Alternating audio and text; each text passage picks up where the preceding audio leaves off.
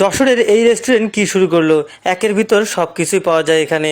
মাশাল্লাহ, এদের ডেকোরেশনটাও সুন্দর, আলহামদুলিল্লাহ খাবারের মানটাও 100% সুন্দর। শুধু খাবার নয়, এখানে প্রতিটা মানুষের ব্যবহার আপনাকে করবে আরো আনন্দময়। এখানে আছে সব ধরনের জুস এবং স্পেশাল সেই দুধ চা।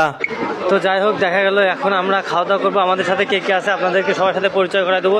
প্রথমে আছে রিফাত ভাই, তারপরে আছে রোস্তম ভাই, তারপরে আছে মাসুম মামা ওরকম বিল্লা মামা, তারপর আছে ডন মামা।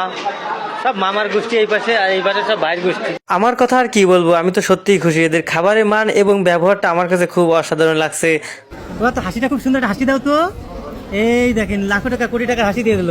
আর এই সুন্দর মনোরম পরিবেশ, সবার আস্থা এবং ভরসার খাবারের মান, এটা হলো আমাদের ভোজনবাড়ি হোটেল। ভোজনবাড়ি হোটেল যশোর লালদিঘির পূর্ব পারে অবস্থিত। আর এর প্রোপাইটার সোহেল ভাই খুবই উদার মনের মানুষ, সবার সাথে মিশুক। যশোরবাসী একবার হলেও এই ভোজনবাড়ি রেস্টুরেন্টে আসবেন।